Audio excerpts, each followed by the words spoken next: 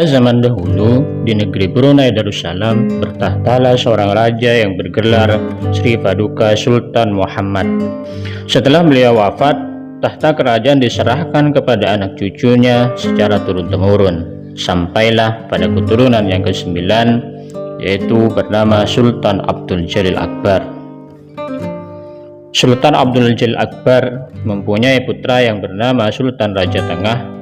Sultan Raja Tengah ini pada suatu ketika datang ke kerajaan Tanjung Pura. Karena tabiat, perilaku serta tata keramanya baik dan sesuai dengan keadaan di kerajaan Tanjung Pura dan sekitarnya, maka kedatangan Sultan Raja Tengah diterima dengan baik oleh Raja Tanjung Pura. Karena tabiatnya yang baik itu pula, maka beliau sangat disegani Raja Tanjung Pura maupun rakyatnya. Bahkan Raja Tanjung Pura merelakan putrinya yang bernama Ratu Surya menikah dengan Sultan Raja Tengah. Perkawinan antara Sultan Raja Tengah dan Ratu Surya dikaruniai 3 orang putra, yaitu Raden Sulaiman, Pangeran Bahauddin, serta Pangeran Abdul Wahab. Raden Sulaiman inilah pendiri kerajaan Islam di Sambas. Jauh sebelum Sultan Raja Tengah ini datang dari Brunei ke Tanjung Pura dan akhirnya ke Sambas, di Sambas telah berdiri kerajaan Hindu yang diperintah oleh seorang ratu yang bernama Ratu Sepudak. Baginda Ratu Sepudak adalah keturunan dari kerajaan Majapahit di Pulau Jawa. Pada saat Ratu Sepudak berkuasa, pusat pemerintahannya terletak di Kota Lama, kira-kira 36 km dari kota Sambas sekarang, tepatnya di Kecamatan Teluk Keramat. Baginda Ratu Sepudak telah dikaruniai 2 orang putri. Putri yang pertama yaitu dikawinkan dengan keponakan Ratu Sepudak yang bernama Raden Prabu Kencana. Dialah yang ditetapkan sebagai pengganti apabila Ratu Sepudak wafat. Ketika Ratu Sepudak memerintah inilah datang Raja Tengah beserta rombongan di Sambas. Karena budi pekertinya yang baik, maka mereka diterima dengan baik pula oleh Ratu Sepudak dan rakyatnya.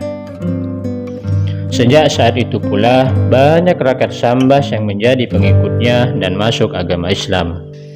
Tidak berapa lama setelah Raja Tengah dan rombongan berada di Sambas, Ratu Sepudak wafat. Menantunya yang bernama Raden Prabu Kencana naik tahta dan memerintah dengan gelar Ratu Anom Kusumayuda.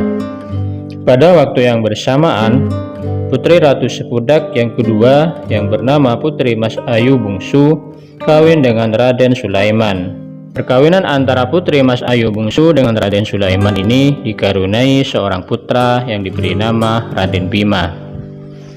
Pada saat Ratu Anom Kusumayuda memerintah, beliau mengangkat pejabat-pejabat kerajaan. Pejabat-pejabat itu tugasnya membantu raja dalam menjalankan roda pemerintahan.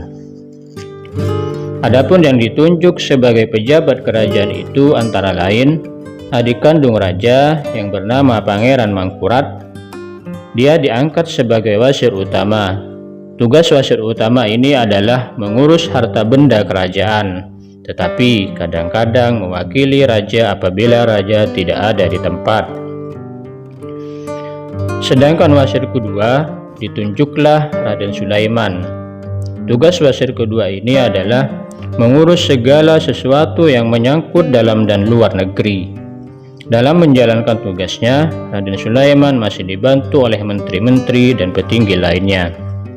Sejak Raden Sulaiman ditunjuk sebagai wasir kedua di kerajaan ini, kegiatan dan pengaruh Raden Sulaiman dalam mengembangkan agama Islam semakin meningkat. Penduduk Kota Lama yang semula beragama Hindu banyak yang berpindah memeluk agama Islam. Hal ini menyebabkan Pangeran Mangkurat iri hati. Selain itu, rakyat lebih banyak yang menghargai Raden Sulaiman daripada Pangeran Mangkurat. Hal itulah semakin membuat pangeran sakit hati. Suatu ketika, Pangeran Mangkurat dan prajurit-prajuritnya yang masih beragama Hindu membuat huru-hara. Mereka membunuh penduduk yang beragama Islam dan membakar masjid-masjid. Salah satu yang terbunuh adalah pembantu Raden Sulaiman yang bernama Kiai Satya Bakti. Kejadian ini dilaporkan kepada raja, namun tidak ditanggapinya. Suasana kerajaan semakin keruh.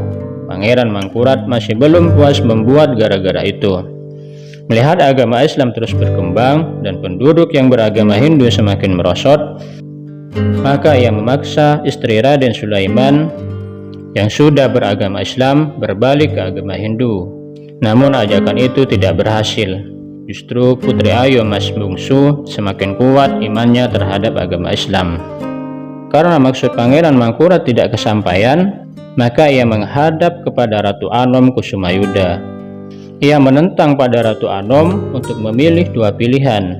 Pilihan tersebut memecat Raden Sulaiman atau Pangeran Mangkurat sendiri akan mengundurkan diri. Keadaan ini membuat Raden Anom serba salah. Menyadari hal itu, Raden Sulaiman cepat mengambil suatu keputusan daripada terjadi kesalahpahaman terus di kerajaan. Raden Sulaiman beserta istri dan keluarganya memilih meninggalkan kota lama. Mereka menuju ke daerah baru dan mendirikan sebuah kota yang diberi nama Kota Bangun. Karena Raden Sulaiman mempunyai pengaruh yang kuat di daerah kota lama, maka banyak pengikutnya yang mengiringi keberangkatannya.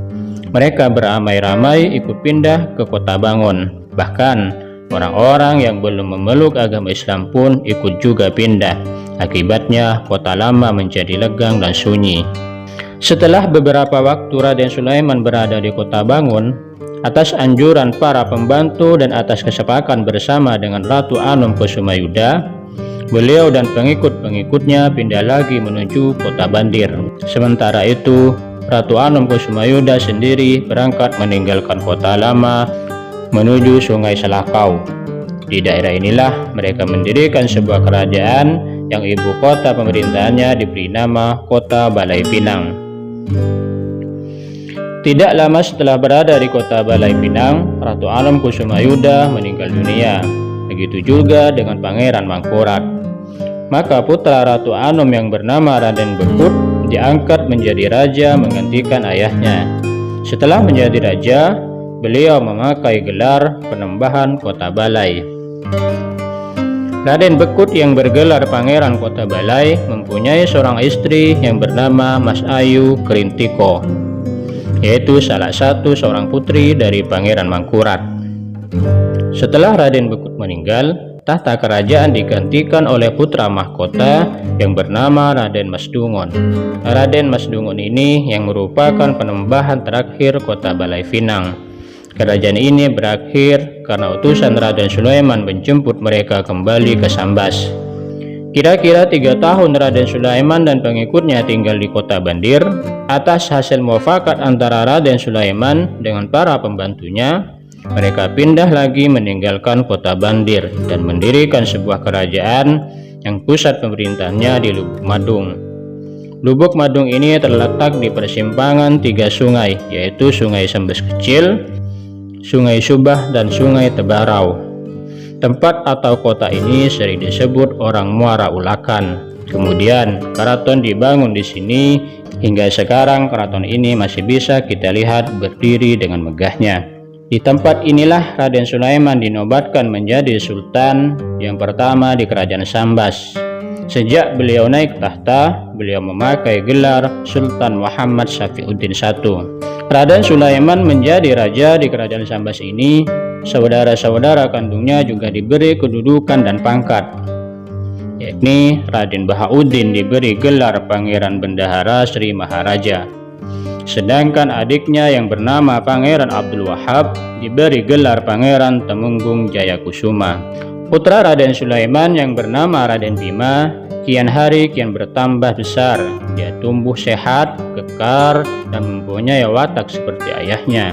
Dialah yang sangat diharapkan untuk bisa menggantikan kedudukan Raden Sulaiman apabila Raden Sulaiman telah wafat.